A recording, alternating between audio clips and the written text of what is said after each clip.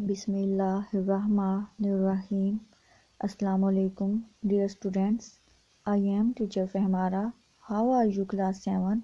I hope that by the grace of God, you all will be perfectly fine. Now we start our lecture. So, open your book of geometry. Page number 118. Be attentive for your lecture. Chapter number 21. Sentence kinds based on structure. Page number 118 and 119. Lecture number 6. Topic sentence kinds based on structure. Exercise B. Transformation of sentences and exercise C. बच्चे previous lecture में हम sentence को discuss कर चुके हैं। Sentence का मतलब क्या है, सेंटेंस कैसे बनता है और सेंटेंस की कितनी इकसाम है, ये सभी हम लेक्चर नंबर 5 में डिस्कस कर चुके हैं। इन काइंड्स को मद्देनज़र रखते हुए हमने लेक्चर नंबर 5 में एक्सरसाइज ए सोल्व की थी और इसी को मद्देनज़र रखते हुए हम एक्सरसाइज बी और एक्सरसाइज सी सोल्व करेंगे। पेज नंबर 118 पर एक्सरसाइज बी देखें। स्टेटमेंट में ये बोला गया है कि सेंटेंस की काइंड्स को आइडेंटिफाई करना है। आइडेंटिफाई मतलब पहचान करनी है। हम जानते हैं कि सेंटेंस की 4 काइंड्स हैं: simple sentence, compound sentence, complex sentence and compound complex sentence. Sentence already हमें दिया गया है। अब हमने देखना है कि इसमें से कौन सा सिंपल सेंटेंस है, कौन सा कंपाउंड सेंटेंस है और कौन सा कम्प्लेक्स सेंटेंस है और कौन सा कंपाउंड कम्प्लेक्स सेंटेंस है। इस तरह से हमने सेंटेंसेस की काइंड्स को आइडेंटिफाई करना है। फर्स्ट सेंटेंस देखें, better put the room in order. कमरे में तरतीब से रखो। ये हमारे पास इंडिपेंडेंट क्लास है क्योंकि इसमें बात की मुकम्मल समझ आ रही है। और एल्स नहीं तो। Father is going to be angry, वाले साहब नाराज़ हो जाएंगे। और एल्स जो है ये कंजंक्शन है। Father is going to be angry ये एक इंडिपेंडेंट क्लास है क्योंकि ये बात की मुकम्मल समझ दे रहा है। अब आप ये देखें, ये हमारे पास 2 सेंटेंस हैं, 2 सिंपल सेंटेंस हैं और इंडिपेंडेंट सेंटेंस हैं। इनको मिलाने के लिए यहाँ पर कंजंक्शन इस्तेमाल हुआ है, मतलब ये कि और एल्स इस्तेमाल हुआ है। अब देखें, ये 2 क्लास हैं और दोनों ही इंडिपेंडेंट क्लासेस हैं, इसलिए ये कौन सी काइंड हुई सेंटेंस की, ये कंपाउंड सेंटेंस है। सो इसके आगे कंपाउंड सेंटेंस लिख लीजिए। सेंटेंस नंबर 2 देखें, being absent is not an excuse for not having done your homework. छुट्टी करने की वजह से होमवर्क नहीं किया इसलिए कोई माजरत नहीं है। अब ये एक सेंटेंस है और ये बात की मुकम्मल समझ दे रहा है और ये इंडिपेंडेंट सेंटेंस है, इसलिए ये कौन सी काइंड है, ये सिंपल सेंटेंस है। इसके आगे सिंपल सेंटेंस लिख लीजिए। बच्चे इसी मेथड को मद्देनज़र रखते हुए हम फुल एक्सरसाइज सोल्व करेंगे। आपने एक्सरसाइज बुक पर ही सोल्व करनी है। बुक पर एक्सरसाइज सोल्व करने के बाद डेट मेंशन करना नहीं भूलिएगा। कीज ऑफ एक्सरसाइज बी, ये एक्सरसाइज बी की कीज हैं जो हमने अभी की है। अब हम डिस्कस करेंगे ट्रांसफॉर्मेशन ऑफ सेंटेंसेस। ट्रांसफॉर्मेशन का मतलब है एक्सचेंज करना, कन्वर्ट करना, तब्दील करना। ऑफ सेंटेंसेस जुमलों को।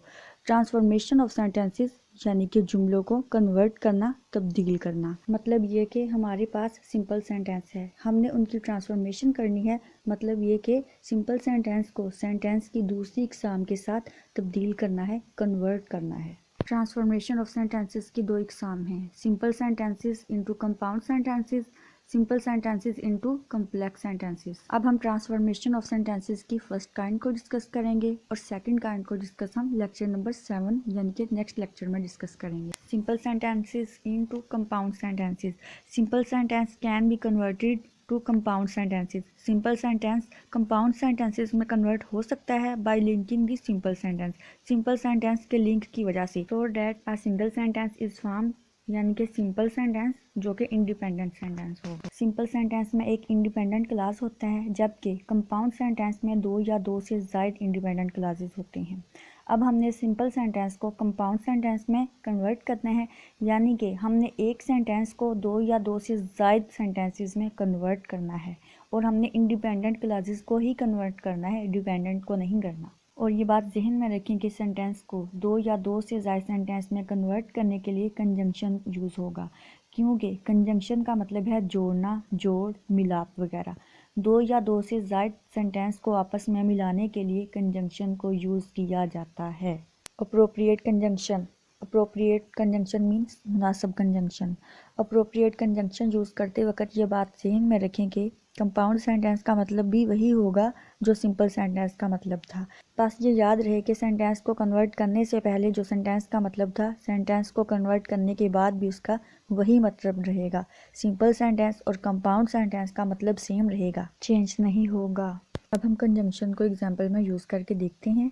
Prince is a doctor, Prince एक डॉक्टर है। ये हमारे पास एक इंडिपेंडेंट क्लास है क्योंकि ये बात की मुकम्मल समझ दे रहा है और ये सिंपल सेंटेंस की काइंड है।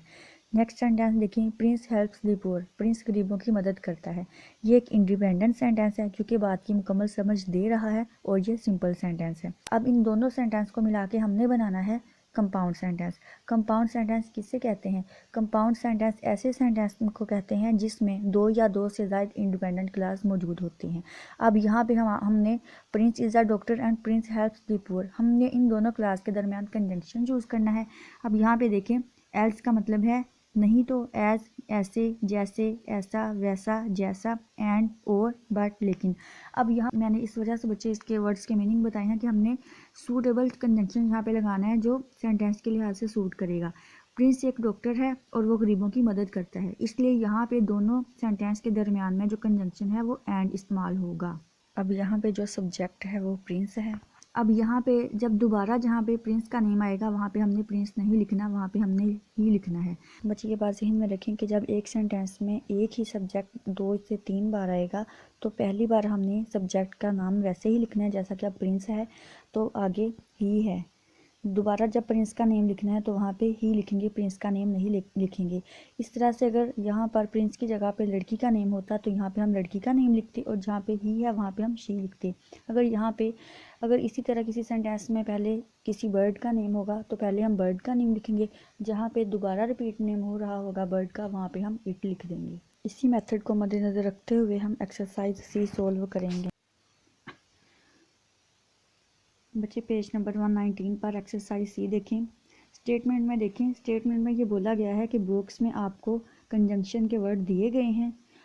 सूटेबल कंजंक्शन हमने सेंटेंस में यूज़ करना है और सेंटेंस में कंजंक्शन को यूज़ करके हमने सिंपल सेंटेंस को कंपाउंड सेंटेंस में चेंज करना है। बच्चे बॉक्स में देखिए, फर्स्ट कंजंक्शन नार लिखा हुआ है, इसको नार पढ़ना, नोर नहीं पढ़ना। नार का मतलब है ना ही, नीदर का मतलब है नहीं और नार का मतलब है ना ही। अगर किसी सेंटेंस में नार वर्ड यूज़ हो तो नार वर्ड यूज़ हो सकता है, लेकिन अगर किसी सेंटेंस में कंजंक्शन नीदर यूज़ हो तो अकेला नीदर यूज़ नहीं होगा। नीदर अगर यूज़ होगा तो इसके साथ नार यूज़ होगा।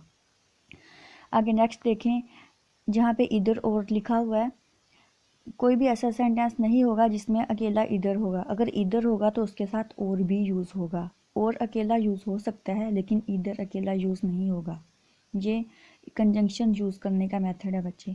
अब सेंटेंस नंबर 1 देखें, you have to tell me everything, आपको मुझे सब बताना चाहिए। और या आई कांट हेल्प यू, या मैं आपकी मदद नहीं कर सकता। लिखने में ये कैन नॉट आएगा लेकिन बोलने में ये कांट आएगा, इसको कैन नॉट नहीं बोलते होते। अब यहाँ पे सूटेबल कंजंक्शन और इस्तेमाल होगा। इसी मेथड को मद्देनज़र रखते हुए हम फुल एक्सरसाइज सोल्व करेंगे। कीज़ ऑफ एक्सरसाइज सी की कीज़ है ये। Best of luck, take care, अल्लाह हाफिज़।